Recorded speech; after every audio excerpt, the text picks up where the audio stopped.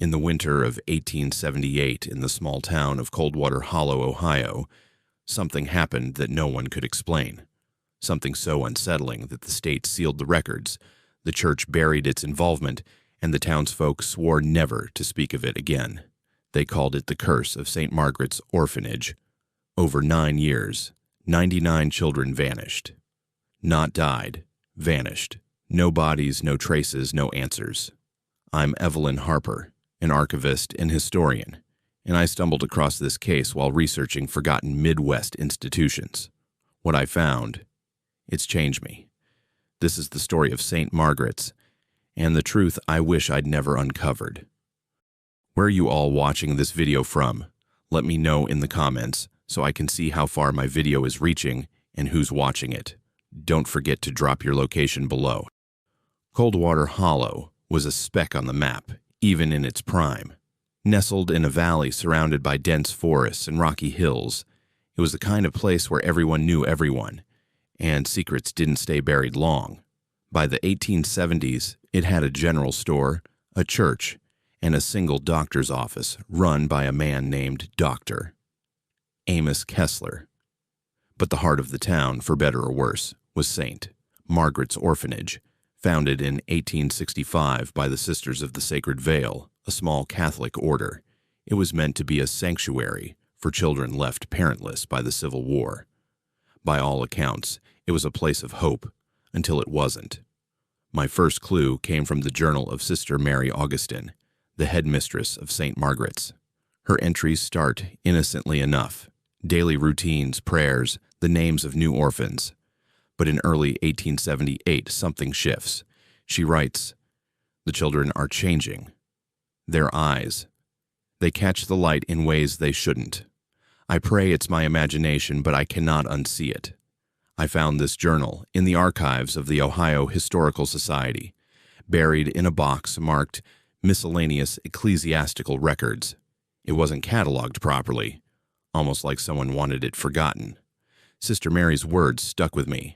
Eyes catching the light. What did she mean? At first, I thought it might be a metaphor. Grief, maybe, or exhaustion. But as I dug deeper, I realized she was describing something far stranger.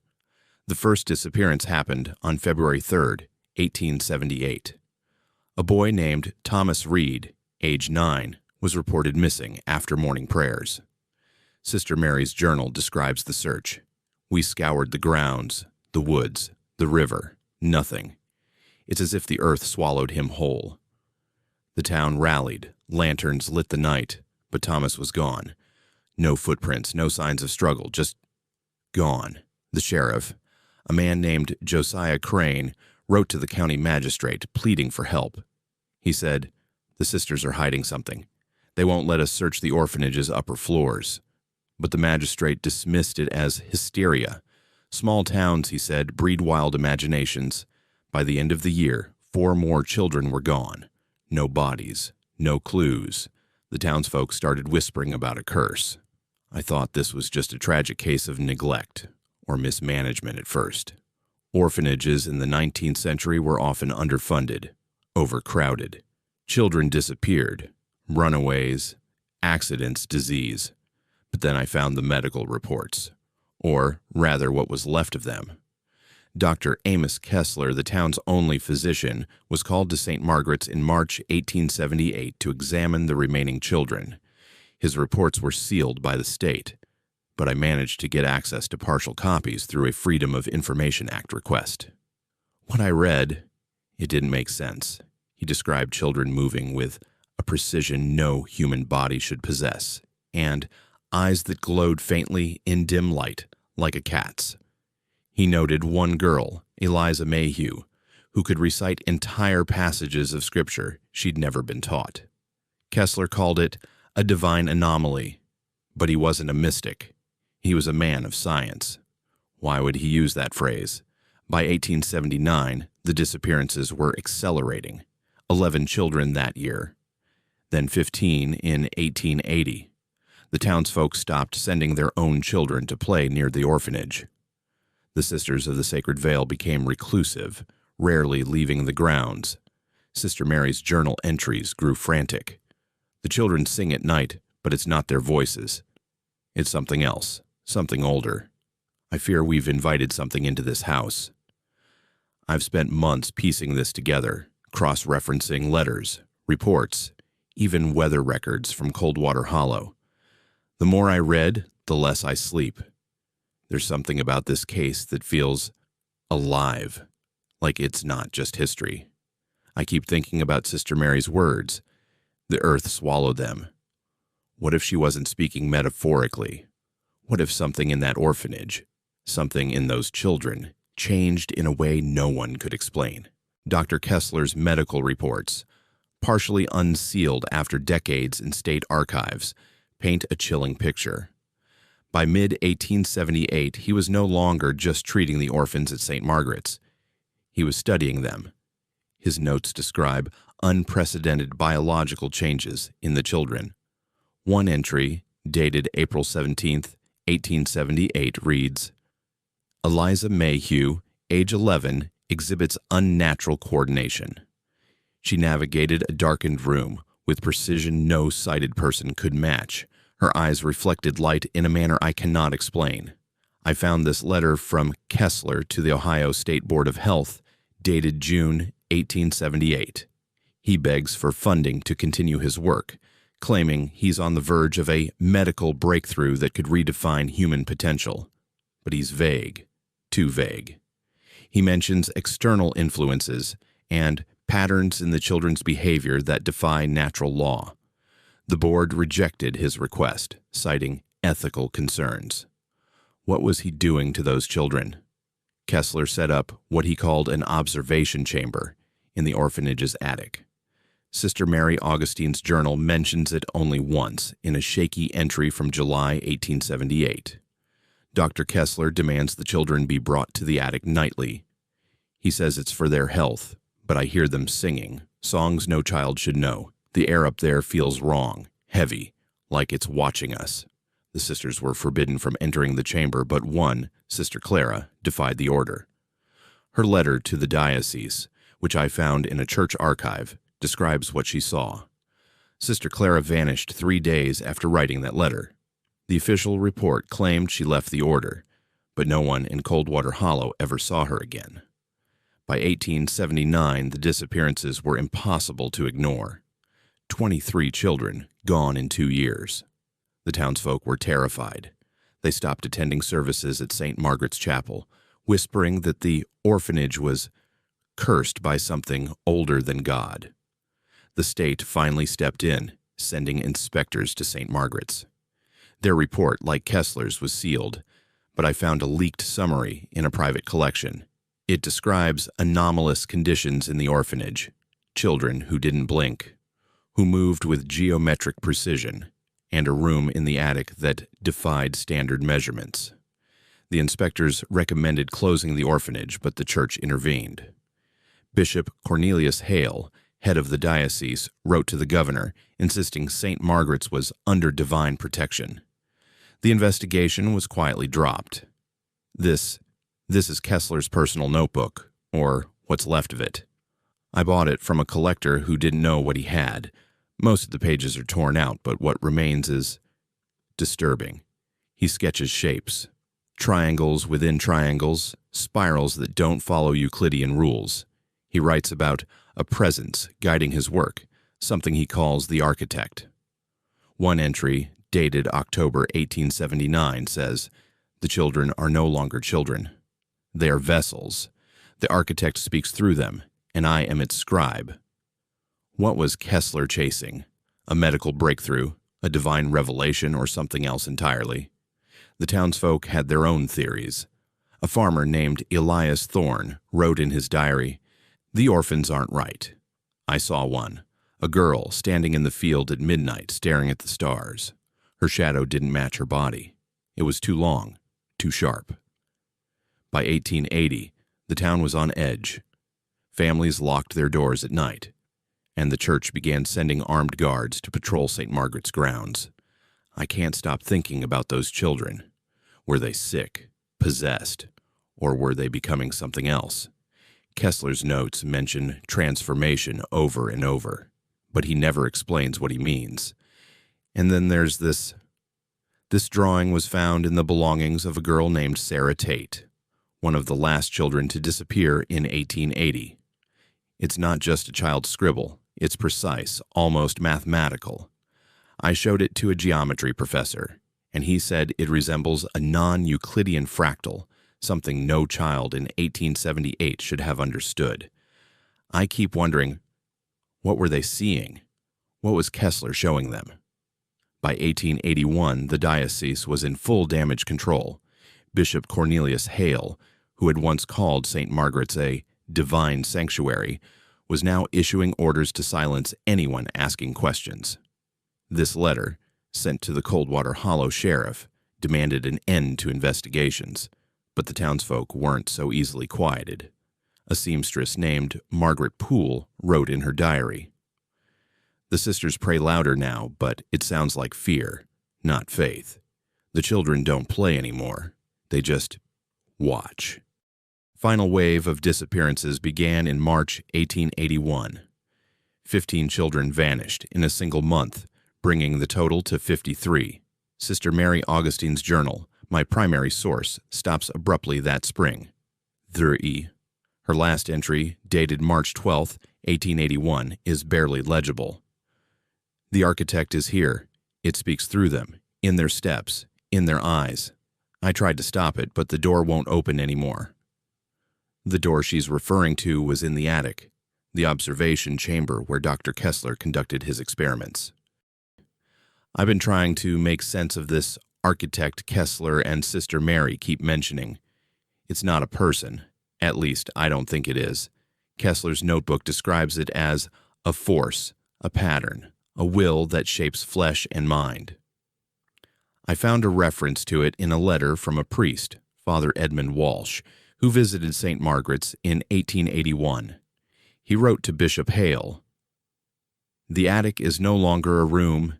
It bends in ways that defy God's creation. I saw the children there, and they were not children." He was reassigned to a parish in Kentucky a week later and never spoke of it again. The church's response was swift and brutal. In April 1881, they sent a team of priests and a military escort, yes, military, to Coldwater Hollow. Official records claim it was to restore order, but a leaked telegram from the Ohio National Guard describes quarantine measures and containment of an unknown contagion. Contagion. The children weren't sick, at least not in any way medicine could explain. A guard named Samuel Holt left a single cryptic note in his personal effects. "Their shadows move before they do." By the end of 1881, the disappearances reached a horrifying peak.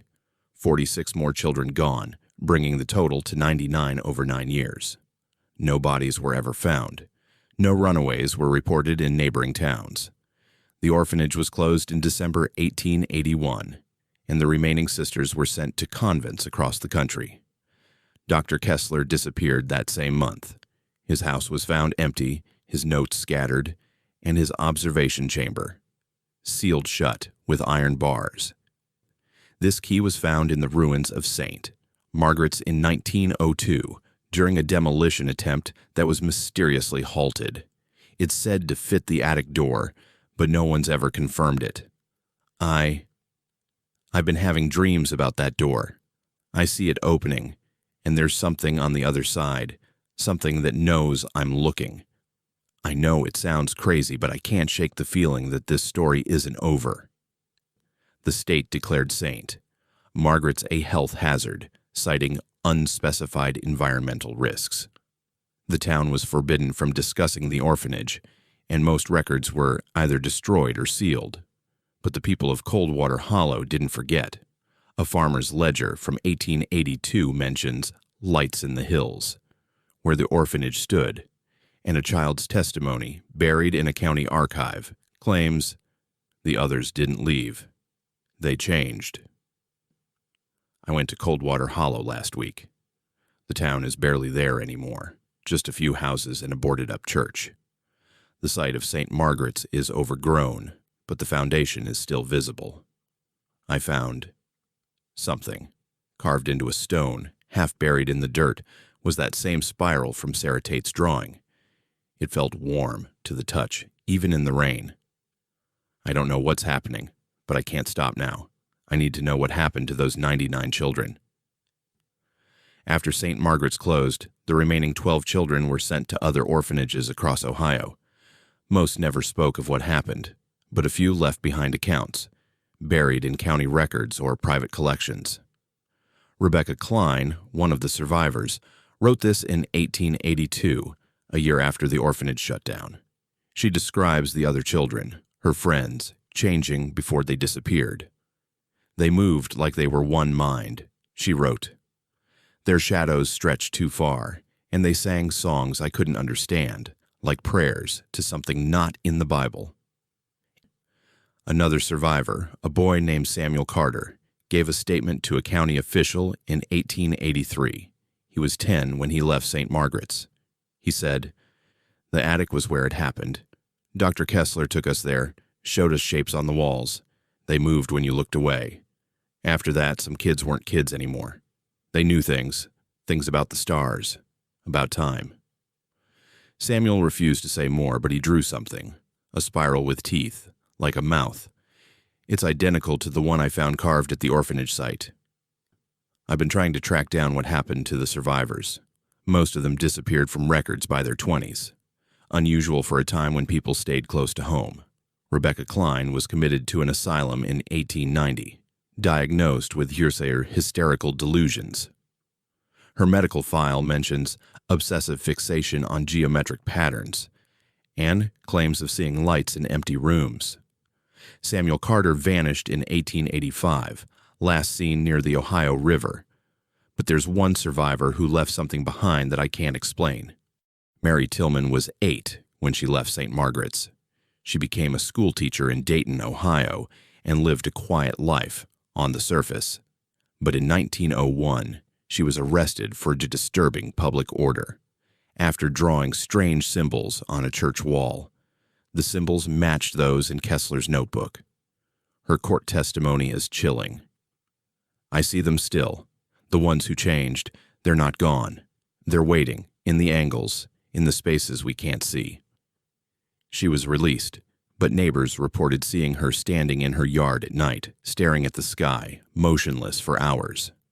This box was found in the basement of the Coldwater Hollow Church, sealed in a wall during a 1902 renovation. Inside, I found a single page from Dr. Kessler's notebook, missed by whoever tried to destroy his work. It reads, "The architect is not a being. It is a process. It reshapes flesh, mind, and soul to fit its design. The children are its canvas." There's a sketch on the back, a human figure, but its limbs are wrong, bent at impossible angles, its eyes too large, too bright. I saw something like that in a dream last night. When I visited the site, I felt it, something heavy, like the air itself was watching. I took photos, but some didn't develop right. The ones that did show anomalies, shadows that don't match the objects casting them. A figure in the background of one shot, too tall, too thin. I was alone that day. I checked the metadata, no tampering. I don't know what to make of it, but I can't stop thinking about Mary Tillman's words. They're waiting, in the angles. The military's involvement didn't end with the 1881 quarantine. A 1,882 report, declassified only last year, mentions persistent disturbances. At the St. Margaret's site, soldiers stationed there reported lights in the hills, sounds like singing from the sealed attic, and shapes that moved without bodies. The report ends with an order to burn the orphanage, but the fire never happened. No explanation was given. The site was simply abandoned, left to rot. Dr. Kessler vanished in December 1881, the same month St. Margaret's was sealed. For years, I assumed he fled to avoid prosecution, but a letter, found in a pawnshop in Cincinnati, changes that. Addressed to an unknown recipient and dated December 15th, 1881, it reads, "The architect has claimed me. The children were its first draft. I am its final work. Do not follow. His handwriting is erratic, the paper stained with what looks like ink or blood. A week later, a hunter found a body in the Ohio woods, unidentifiable, its limbs twisted at impossible angles, its eyes missing. The coroner's report, buried in state archives, called it a natural death from exposure. I don't believe that anymore. I've pieced together what the architect is, or was. It's not a god, not a demon, not even a single entity. Kessler's notes, Mary Tillman's testimony, the children's drawings, they all point to something older, something geometric, a force that reshapes reality itself. A process, he called it, that bends flesh, mind, and time to fit its design. The spirals, the glowing eyes, the synchronized movements. It's like the orphanage became a canvas for something beyond our understanding. The final wave of disappearances in 1881 wasn't random. The 99th child, a girl named Abigail Wren, was the last to vanish. Sister Mary's last journal entry mentions her. Abigail spoke to the architect. She said it promised to remake us all. I think Kessler succeeded, or failed, in his experiment. The children didn't die. They transformed, becoming part of whatever the architect is. And when the orphanage closed, it didn't end. It spread. After St. Margaret's, strange reports trickled out. In 1890, a Dayton asylum recorded patients drawing the same spirals as Sarah Tate. In 1905, a farmer near Coldwater Hollow claimed his cattle were found dead, their shadows misaligned with their bodies. I cross-referenced these with military logs, unexplained phenomena, lights in the hills, voices in the fog. The site was never destroyed because they couldn't destroy it. The architect is still there, waiting. I went back last night, at 3 a.m., the time I keep waking up. I recorded this. Listen. It's not wind. It's not animals. It sounds like singing. I saw something too. A shape in the fog, tall and thin, moving without steps. I ran. When I got home, my notes were rearranged, forming that damn spiral. I don't know if it's in my head or if it's real, but I can't stop seeing it. The church sealed the records. The state burned the evidence, but the architect didn't need them. It lives in the angles, the shadows, the spaces we ignore. The 99 children aren't gone. They're part of it, and I think it's reaching out. Mary Tillman said they're waiting. Waiting for what? For someone to open the door again. I still have that key. I haven't used it. Not yet. I don't know if I should keep going. Every night, I hear that hum. Every morning, I find new patterns in my work.